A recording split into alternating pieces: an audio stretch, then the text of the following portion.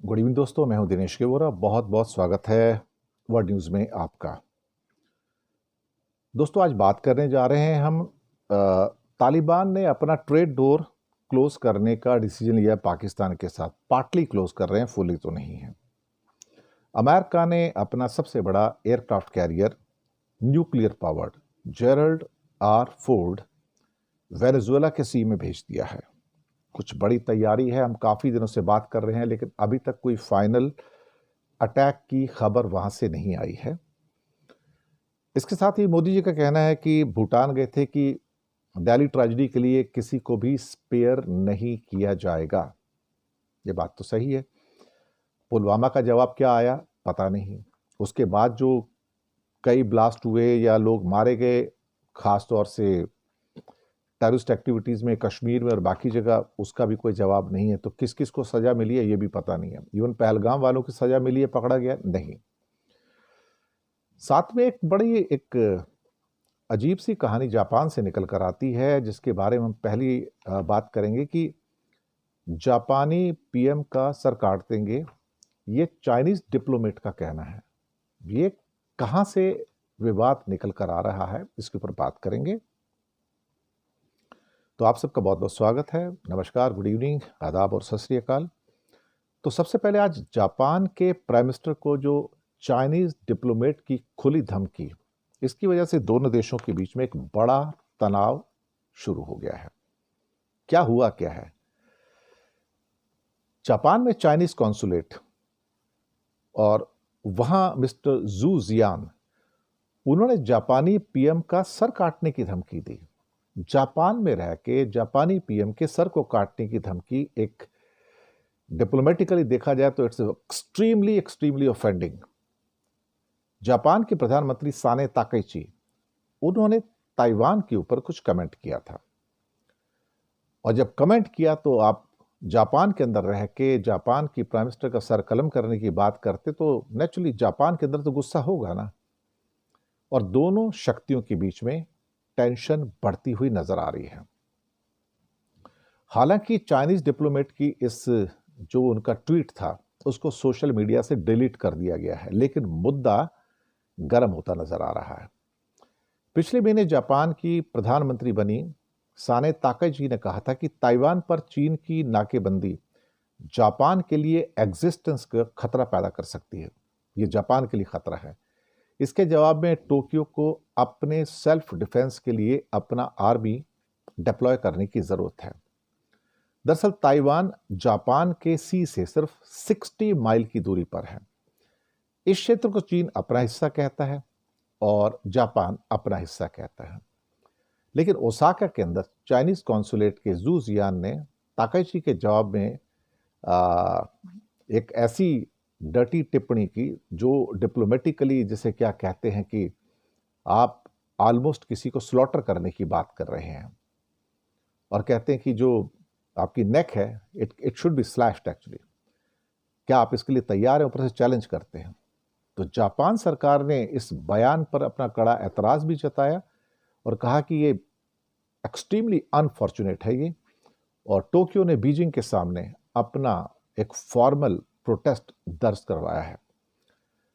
कहा जा रहा है कि मिस्टर जू जियान ने पहले भी कई इस किस्म की एक्सप्लोजिव ट्वीट्स किए हैं, टिप्पणियां की हैं, बातें की हैं, और चाइना से कहा कि आप इस आदमी को रुकिए। हालांकि चाइनीज डिप्लोमेट ने अपना पोस्ट तो हटा लिया वहां पे, लेकिन उनको चाइनीज गवर्नमेंट का सपोर्ट मिलता हुआ दिखाई दे रहा है। अब सवाल ही पैदा होता है कि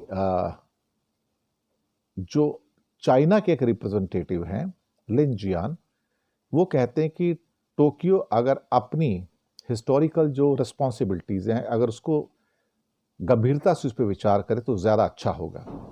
लेकिन इसको देखकर लगता है कि दोनों देशों के बीच में जो तनाव है वो शायद काफ़ी बढ़ सकता है।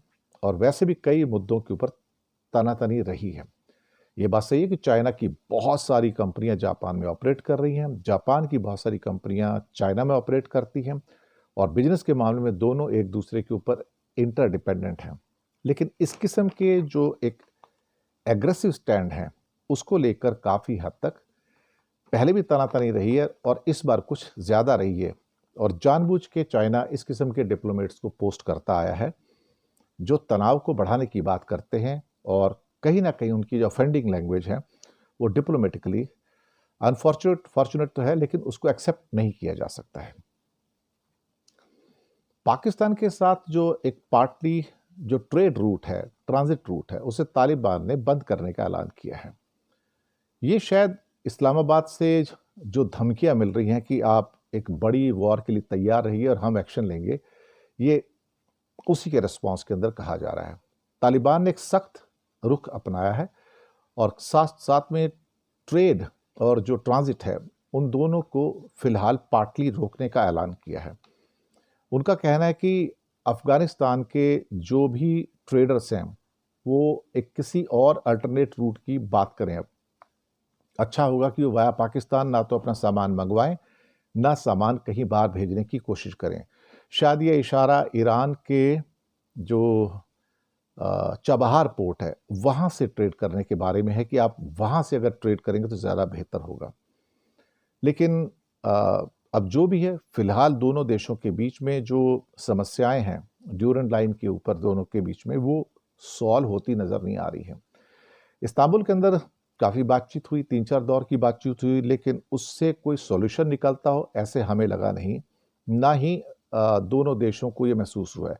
इससे पहले दोहा की जो मीट थी वो भी पूरी तरह से फेल हो गई थी और वहाँ भी कोई फैसला निकल कर नहीं आया था। टर्की कोशिश कर रहा है कि इन दोनों के बीच में मीडिएशन हो जाए और कोई ना कोई ऐसा फैसला हो जो दोनों पक्षों को स्वीकार हो, लेकिन ऐसा फिलहाल तो होता हुआ नजर नहीं आ रहा है। अमेरिका ने वेनेजुएला के ऊपर शायद एक घेराबंदी है अब बहुत तेज कर दी है और अपने सबसे बड़े nuclear powered aircraft carrier Gerald R Ford को वेनेजुएला के सी में भेजा है।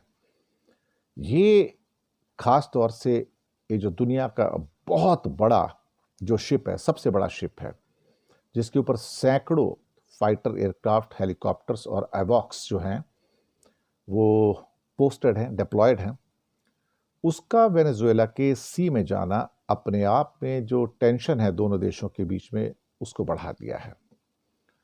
अब जेराल्ड आर फोर्ड का लैटिन अमेरिका में पहुंचना और ख़ास तौर से वहाँ पर जो उनकी सदर्न कमांड है उसको जाके कमान करना, शायद एक पूरा का पूरा एक अमेरिका का जो अटैक का डोमेन है ये उसको डिफाइन कर रहा है।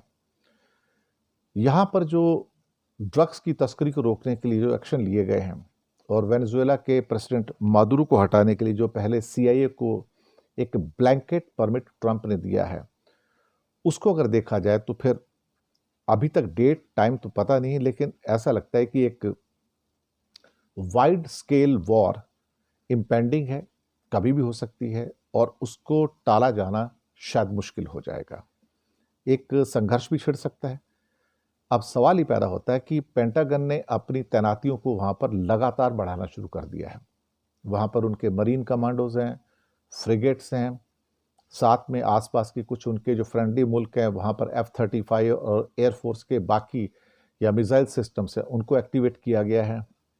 अब पता नहीं कई बोट्स को तो तबाह किया गया है, ख़ासतौर से वेनेजुएला की, लेकिन क्या अमेरिका का जो फुल स्केल एक्शन है, जैसे लैंड एक्शन जो मरीन्स के द्वारा हो सकता है या आर्म फोर्सेस के एयरफोर्स के द्वारा, मिसाइल्स के द्वारा, वो कब होगा ये पता नहीं। लेकिन मादुरो को ट्रंप हटाना चाहते हैं। इसी सिलसिले में एक जो नोबेल प्राइज़ मिला था वहाँ की लेडी को, अभी पीस प्राइज़ मिला है। मिलना तो ट्रंप साहब को लगता था कि उनको मिलना चाहिए, लेकिन उनकी लेडी को मिल गया था।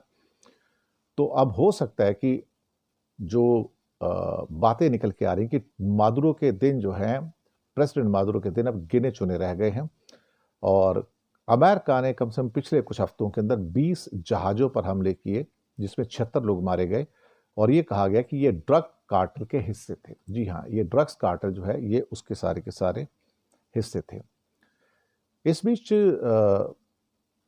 वेनेजुएला के अंदर अपने तट पर अमेरिकी नौसेना की मौजूदगी का मुकाबला करने के लिए वेनेजुएला ने एक बड़ी अपनी मिलिटरली जो तैयारियां हैं उसको शुरू किया है और ये कहा है कि आपको बड़ा नुकसान झेलना पड़ सकता है अगर आप वॉर करेंगे। तो आप ये मत सोचिए कि हम आपका सामना नहीं कर सकते। पर जो भी है, जैसे भी है, मुझे लगता है कि यहाँ पर हमें थोड़ा-सा यही कहेंगे कि वेनेजुएला को भी सचेत रहने की ज़रूरत है। और अगर वेनेजुएला अगर डायरेक्ट फाइट में आता है, तो फिर बड़ा मुश्किल हो जाएगा वहाँ पर। इस बीच एक खबर आई है कि सऊदी अरब के मक्का और उसके आसपास के इलाकों में बहुत भारी बारिश हुई है। अचानक से बाढ़ आ गई। कई इसमें जो गाड़ियाँ थी वो भी फँस गईं। तेज़ हवाएं, ओले पड़े और राजस्थान जो उनका है, रेगिस्तान जो डेजर्ट है, वहाँ पर इतनी बड़ी संख्या के अंदर बारिश आना, तूफ़ानी मौसम, और सोशल मीडिया पे उनके जो वीडियोज़ हैं वो सब वायरल हो रहे हैं। कीचड़ और पानी की तेज धाराएं सड़कों पर बह रही हैं, गाड़ियां पानी में फंसी हुई हैं। कुछ लोग अपनी गाड़ियों को छोड़कर सेफ प्लेस की ओर जाते देखे गए हैं। हमने एक्चुअली पिछले क्लाइमेट चेंज के दौरान सऊदी अरब के अंदर और ख़ास तौर से गल्फ़ एरिया के अंदर, मिडिल ईस्ट में, हमने पाया कि वहाँ का जो वातावरण है तेज़ी से चेंज हुआ है। और ये जो भी कोस्टल इलाके हैं, मक्का, जेड्डा, मदीना, यहाँ पर इलाके ज़्यादा प्रभावित हुए हैं। समुद्र की लहरें 2 से ढाई मीटर की ऊंची थी, 50 किलोमीटर की रफ्तार से हवाएं थी, और जो बारिश आई और जिस ढंग से तूफान चला तो लोग वहाँ पर मजबूर हुए। तो इस किस्म के अब क्लाइमेट चेंज की जो एक किस्म से जो रिजल्ट्स हैं, वो इन एक्चुअलिटी देखा जाए तो हमारे सामने हैं। इस बीच ज़ोहरान ममदानी का एक वक्तव्य आया था कि 1 जनवरी 2025 को ज़ोहरान ममदानी न्यूयॉर्क के मेयर बनेंगे। बिल्कुल सही बात है। इलेक्शन कैंपेन के दौरान कहा था कि नेतन्याहू अगर इस शहर में आते हैं तो उसे गिरफ्तार कर लेंगे। आईसीसी ने वारंट जारी किया है। अमेरिका इसे मानता नहीं, लेकिन ममदानी कहते हैं कि वो जब भी न्यूयॉर्क आएंगे हम उनको अरेस्ट करने जा रहे हैं। क्या वो कर पाएंगे? क्या उनके पास वो पावर है? उनका कहना था कि जैसे ही वो न्यूयॉर्क सिटी में आएंगे हम उसको गिरफ्तार कर लेंगे। क्या इससे क्या एक मसला और बड़ा नहीं हो जाएगा? क्या इससे एक बड़ा और अमेरिका के अंदर तूफान नहीं आएगा? क्योंकि अमेरिका की पॉलिसी है कि उनको आईसीसी क्रिमिनल कोर्ट को नहीं मानते हैं। जब नहीं मानते तो उसको बीच में नेतन्याहू तो कई बार गए हैं, हालांकि गिरफ्तारी का वारंट है। लेकिन क्या एक अमेरिकन संविधान के अंदर क्या न्यूयॉर्क के मेयर को इतनी पावर होगी कि वो उसको वहां पर अरेस्ट कर सकें? ये अब मतलब ये तो फिर न्यूयॉर्क मेयर वर्सेस अमेरिका हो जाएगा कि अमेरिका कहता है कि हम तो इसको मानते नहीं हैं। अमेरिका इंटरनेशनल क्रिमिनल कोर्ट का मेंबर नहीं है, और अगर अमेरिका मेंबर नहीं है तो न्यूयॉर्क मेंबर कैसे हो सकता है? अगर अमेरिका उसको लागू नहीं करता है तो न्यूयॉर्क उसको कैसे लागू कर सकता है? लेकिन हाँ, एक इमोशनल अपील के तौर पर हम कह सकते हैं कि हाँ, हो सकता है कि ये ठीक है। एक आखिरी खबर यह है कि मोदी जी भूटान में थे, अब तो घर वापस आने की बारी आ गई। तो कहते हैं कि जो भी दोषी होगा उसको बख्शा नहीं जाएगा। फिर टीमें बना दी गई हैं, जांच शुरू हो गई, वही जैसे पहलगाम में हुआ था, उससे जैसे पुलवामा में हुआ था। लेकिन ना पहलगाम में कोई रिजल्ट आया, ना पुलवामा में कोई रिजल्ट आया। फिर कहा कि जल्दी से जल्दी जांच की रिपोर्ट प्रकाशित की जाएगी। ना पुलवामा में रिपोर्ट प्रकाशित हुई, ना पहलगाम में रिपोर्ट प्रकाशित हुई। कौन दोषी थे, कौन नहीं थे, कहाँ से थे, कुछ नहीं पता। पुलवामा के अंदर एक डिप्टी एसपी देविंदर सिंह थे, उनका आज तक कुछ नहीं पता कि उनका क्या हुआ, जिसको दोषी पाया गया था उसके अंतर्गत।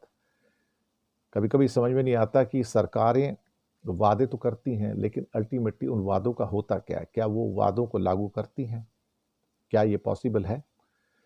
ये चिंता में डालने वाली बात है कि जब भी कोई हादसा होता है तो वादे कर दिए जाते हैं, लेकिन उसके बाद रिपोर्ट्स आती नहीं, आती हैं तो फाइलों में मिट्टी खाती रहती हैं, और जनता की आंखों में धूल झोंकने के लिए एक फॉल्स एश्योरेंस देने का जो सिलसिला है, जो पिछले कई दशकों से चला आ रहा है, अब भी चलता रहेगा। बहुत शुक्रिया आप सबका, और चैनल को सब्सक्राइब कीजिएगा, लिंक आगे भेजिए। हो सके तो छोटी छोटी आर्थिक मदद कर सकते हैं। नीचे हमने आपके लिए यूपीआई नंबर और बैंक अकाउंट नंबर दोनों दिए हैं। किसी एक को चुनकर छोटी सी मदद करेंगे तो अच्छी पत्रकारिता को आगे बढ़ाने में आप हमारे मददगार भी साबित होंगे। तो लेते हैं आपसे आज्ञा, फिर मिलते हैं बहुत जल्दी एक नए अंक में। धन्यवाद आप सबका। Good night.